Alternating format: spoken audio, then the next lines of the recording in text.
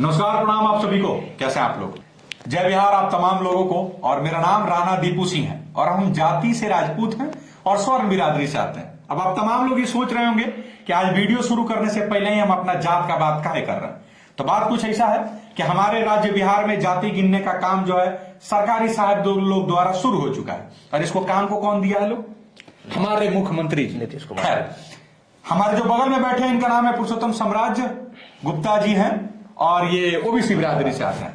जातीय जनगणना पर हमारी क्या राय है, तमाम तरह के लोग पूछ रहे थे, तो सोचे कि अपनी राय बता देते हैं। सबसे पहले हम बताएंगे, बाद में पुरुषोत्तम बताएंगे। तो देखिए, मेरा राय इतना ही है कि हमको कोई जाति गिनने से समस्या नहीं है। इसके पीछे का हमारा बात इतना ही है कि जब अगर जो हमारे राज्य के मुखिया हैं यानी मुख्यमंत्री जी हैं श्रीमान नीतीश कुमार जी, अगर उनको ऐसा लगता है कि जाति गिन लेने से बिहार राज्य का विकास हो जाएगा तो बहुत बढ़िया है, गिनिए। क्योंकि भाई वो अपने ट्वीट में लिखते हैं, पढ़ के सुना रहे हैं, जाति आधारित गणना को लोगों की तरक्की और उनके आर्थिक विकास के लिए जरूरी है। जाति आधारित गणना शुरू हो चुकी है। सभी जाति धर्म के लोगों को स्थिति अच्छी हो तभी राज्य आगे बढ़ेगा, सभी राज्य विकसित होंगे तभी देश विकसित होगा। खैर, नीतीश कुमार जी ऐसा कह रहे हैं कि जाति जो गिन लिया जाएगा बिहार में उसके बाद राज्य विकसित हो जाएगा। चलिए, अच्छा बात है, लेकिन हमसे खाली आपसे इतना ही पूछना था कि जब आइए आपको पहले ही से पता था तो जाते जाते काहे करा रहे हैं, इतना देर काहे कर दी? बाकी 500 रुपए खर्चा कर लेना उस राज्य में। 500 करोड़ रुपए बिहार जैसे राज्य में। हाँ। राणा दीपू सिंह जी आप बताइए। नहीं, मैं उसी को कर रहा हूं कि अगर 500 करोड़ रुपए खर्च कर लेना, अगर सरकार को ऐसा लगता है कि बिहार जैसे राज्य के लिए जरूरी है, बहुत अच्छी बात है, करिए। बाकी पहले से विकास सर्टिफिकेट बनता रहा है तो हमको ज्यादा समस्या है नहीं। बस हमको इतना ही समस्या है कि इसके बाद बिहार राज्य का विकास हो जाना चाहिए। अब पुरुषोत्तम का समस्या क्या है? मेरा ये कहना है कि 1931 में भी बिहार में जातीय जनगणना हुआ था। क्या लोगों का स्थिति सुधर गया? बिहार जैसे गरीब राज्य में आप 500 करोड़ रुपए सिर्फ जातीय जनगणना पे फूक दे रहे हैं। हाँ। क्योंकि आपके केंद्र और राज्य में टकराव है। क्योंकि केंद्र सरकार चाहती है कि सरकार गिर गया, भाजपा का सरकार जदयू से गिरा कि नहीं माने आरजेडी से चला। हाँ, दो मामले बहुत ज्यादा चल रहे हैं। लेकिन हम इसमें इंक्लूड करके पूछते हैं तुमसे एक बात। आप ओबीसी समाज से आते हैं? जी बिल्कुल। हमको दिक्कत नहीं है जाति गिनने से। पूछिए का है? ठीक है। ईडब्ल्यूएस का हम लाभ लेते नहीं है। हमारे घर में कोई सरकारी नहीं, ईडब्ल्यूएस का हम लाभ नहीं लेते हैं। ठीक है। दूसरी बात, जब पहले से कास्ट सर्टिफिकेट बना हुआ है जी, और जब इतना अच्छा ये लोग सोचा कि 500 करोड़ रुपया लगा के बिहार विकसित है, तो हमको आपको क्या समस्या है? हमको समस्या ओबीसी समाज होने का नहीं, सब लोग मांग कर रहे हैं। ठीक है, ओबीसी में हम आते हैं, लेकिन मेरा ओबीसी से कोई लेना देना नहीं। हम ये कह रहे हैं कि आज आप जातीय जनगणना करवाइएगा। ओबीसी में 27% आरक्षण है। ठीक है। इसमें बहुत सारे जातियां हैं। अब जब जातीय जनगणना आप कराइएगा तो इसमें जो बड़ी जातियां वाले लोग हो जाएंगे वो अलग से मांग करने मतलब बड़ी जाति में मतलब जो ओबीसी में जिसकी संख्या ज्यादा है। अच्छा, क्योंकि हमारे ओबीसी में जिसकी संख्या ज्यादा है, क्योंकि हमारे देश में नेताओं का भी तो कहना है कि जिसकी जितनी संख्या ज्यादा उतनी उसकी भागीदारी, ऐसी कुछ है। यादव जी लोग का संख्या 18% के आसपास है। अब जिसका भी है, तो ओबीसी में जिस जाति समुदाय का जनसंख्या ज्यादा है भैया, कल के डेट में वो कहने लगेगा कि 27% में से मेरा 5% अलग रिजर्व कीजिए। बड़ी ज्यादा संख्या ज्यादा। और ओबीसी समाज में जो छोटी जातियों के लोग हैं, जिसकी संख्या छोटी जाति इन द सेंस जिसकी जनसंख्या कम है, हाँ, संख्या में उसकी आवाज कौन उठाएगा भैया? तो मतलब आपका कहना है कि 27% में सभी लोग बड़े, बिल्कुल बड़े संख्या वाले लोगों को दे दें। हाँ, नीतीश कुमार से हमारा ये सवाल है कि आप एक तरफ आप जाति का विरोध करते हैं कि जातीय बंधन तोड़ना है, अंतर जातीय विवाह का आप प्रमोशन करते हैं कि अंतर जातीय विवाह कीजिए तो हम आपको 50,000 रुपए देंगे, और एक तरफ फिर आप जातीय जनगणना करवा रहे हैं। जातीय जनगणना करवा के क्या साबित करना चाह रहे हैं? बिहार में फिर जातीय उन्माद फैलाना चाह रहे हैं। क्यों आप लोगों को जाति में बांध रहे हैं?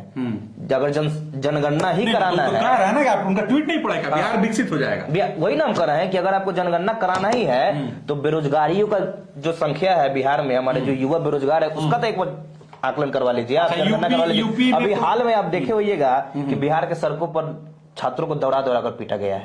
क्या कसूर था उसका? 500 करोड़ रुपया आपने ही वादा किया था कि 10 लाख नौकरी देंगे, पहला कलम, इसलिए बेचारा वो सब मांग कर रहा है। आप उसके बदले में उसको लाठी से मार रहे हैं। तो टीटी का जो छात्र जो एसटीईटी का सीटीईटी का जो है वो सबका तो एग्जाम भी हो गया, खाली नौकरी करना है जी। तो आप लालन सिंह का बयान आता है कि कोनो पहली बार पिटाई थोड़ी, नीतीश कुमार को तो खैर पता नहीं। नीतीश कुमार बाबू से पूछा जाता है, बोलता कहाँ का घटना है, उनको कुछ पता ही नहीं है और राज्य के मुखिया है। तो आपको क्या लगता है कि जातीय जनगणना नहीं होना चाहिए? हम जातीय जनगणना एकदम कोई जरूरत ही नहीं है, बिना काम का उलूल जुलूल का काम है। इतना समय और इतना पैसा अगर दूसरे काम में लगाया जाता तो शायद बिहार का विकास हो जाएगा। जातीय जनगणना कराने से क्या होगा? राणा दीपू सिंह, आप मुझे बताइए क्या होगा? क्या बिहार में लोग नहीं पता है कि कौन जात का कितना वोट जनसंख्या है? नहीं, अच्छा मेरा एक बात है, देखिए मेरा नहीं करने का क्या है, सुनिए कि पहले से भी बिहार में अगर किसी भी आप जगह पे चले जाइए, मान लीजिए मेरा घर केसरिया है, केसरिया में जिस जाति का संख्या ज्यादा है उसी एक कैंडिडेट को वोट मिलता है, टिकट मिलता है, और उसके बाद लोग उसको वोट देते हैं। जाति के आधार पर बिहार में लगभग चुनाव होता है, होता है। ठीक है, मुझे इसके बाद और होगा। हाँ, उसके बाद मेरा खाली देखिए, हमको इससे जातीय जनगणना से दिक्कत नहीं है, हमको दिक्कत सिर्फ इस बात से है कि बिहार जैसा राज्य क्या 500 करोड़ रुपए डिजर्व करता था खर्च करना? यही तो नीतीश बाबू को जवाब देना पड़ेगा। दूसरा सुनिए, जब एक तरफ आप ये कहते हैं कि किसी जाति का नाम ले लेने से, जाति सूचक शब्द कह देने से आपकी गिरफ्तारी हो सकती है, आप पे SC/ST एक्ट लग सकता है, बिल्कुल, तो दूसरी तरफ आप जाति खुल खुल के बतवा रहे हैं, बिल्कुल, तो कल तो उनकी गिरफ्तारी नहीं होगी, फिर SC/ST को क्या मॉड्यूल किया जाएगा? फिर जाति के नाम रखने से, देखिए मैं हमेशा से ही कहता हूं कि मैं राजपूत हूं और आप वैसे समाज से, बिल्कुल, तो यहाँ कोई छोटा बड़ा नहीं है, आप भी यहाँ हैं, हम भी यहाँ, बिल्कुल सही बात है, बिल्कुल। तो आपकी जाति का हम नाम ले लेने से क्या इसमें समस्या है? अब जिस जाति के हैं उस पर वो तो आइडेंटिटी है, हाँ, नफरत नहीं होना चाहिए, बस यही ना। तो मुझे बिहार में सिर्फ इतना ही है कि क्या बिहार 500 करोड़ रुपया खर्च करना अभी की स्थिति में डिजर्व करता है, जहां बिहार में रोजगार का कमी है अभी भी।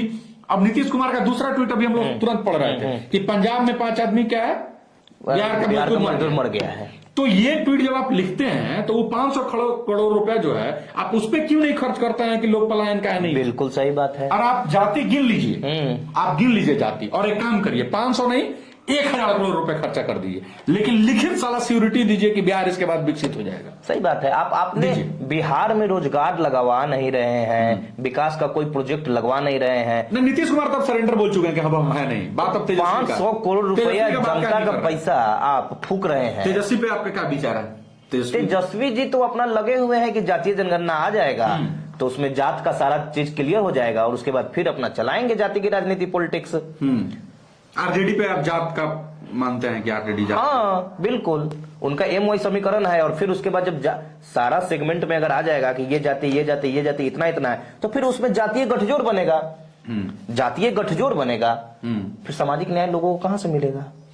जो जाति की संख्या कम हो जाएगी उसको तो दबाने लगेगा लोग ना। सारे पॉलिटिकल पार्टी भी तो उसी के साथ देगी जिसकी संख्या ज्यादा है। तो फिर समाज में जो छोटे जिसकी संख्या है, जिसकी संख्या कम है, उसकी आवाज को भैया कौन उठाएगा? देखिए पुरुषोत्तम का ये सवाल है कि जाति अगर आपको गिनना है तो बेरोजगारों को जाति गिन लीजिए ना, और उसके साथ साथ जब आप ये तय कर रहे हैं कि बड़े लोगों की संख्या जिनका मतलब जिसकी लाठी उसकी भैंस वाला शेड्यूल पर जितना, और उसके बाद भी भैया जब OBC का जब आप डेटा निकाल के दे दीजिएगा तो उसके बाद भी तो फिर बवाल हो सकता है कि OBC के नेता अगर OBC का अगर सपोज मान लिया कि अभी 40-42% है, कल के डेट में 50% हो जाएगा, तो फिर OBC के सारे नेता एक हो जाएंगे और बोलेंगे कि अब आरक्षण का सीट बढ़ाइए 27% से ज्यादा कीजिए। और अगर कम हो जाएंगे तो फिर OBC के सारे नेता मिलके उस डेटा को सेंसस को मानेंगे ही नहीं। ये भी तो एक बड़ा खतरा है। मतलब कुल मिला के अभी बिहार जातीय जनगणना डिजर्व नहीं करता है, और इसकी कोई आवश्यकता ही नहीं है। इसकी कोई आवश्यकता नहीं है। कितना अच्छा विकास का काम में पैसा 500 करोड़ रुपए फूक दीजिए कि कुछ लोगों का भला हो जाए। इस जातीय जनगणना से किसी का भला होने वाला नहीं। फाइनल कमेंट आपका? फाइनल कमेंट चलिए, मेरा जो मत है मैंने अपने स्पष्ट कर दिया कि देखिए भाई, आपको जाति गिन लेने से बिहार विकसित हो जाता है तो आपको लिखित गारंटी दीजिए, 500 के बदला हमारे टैक्स का 1000 करोड़ रुपए फूंक दीजिए, फर्क नहीं पड़ता। लेकिन उसके बाद आप इस बात की श्योरिटी दीजिए कि बिहार विकसित विकासशील राज्य में हो जाएगा। दूसरा, जब जाति के नाम पर किसी को अपराध माना जाता है और उसको सजा दे दिया जाता है, तो जब आप जाति गिन के स्वयं ही बता रहे हैं तो कोई अपना जाति लिखे और कल अपने नंबर प्लेट पर जाति लिख के घूमे तो उस पर कार्रवाई नहीं हो। जाति को गुमान की तरफ पहना जाए, आभूषण की तरफ पहना जाए। बाकी बहुत बहुत धन्यवाद। आप क्या समझते हैं कमेंट में लिखिएगा, अपनी राय देने के लिए आप स्वतंत्र हैं। जाति जनगणना होना चाहिए या नहीं होना चाहिए इस पे जरूर लिखिएगा, कमेंट का आपका इंतजार रहेगा। धन्यवाद, बहुत बहुत धन्यवाद।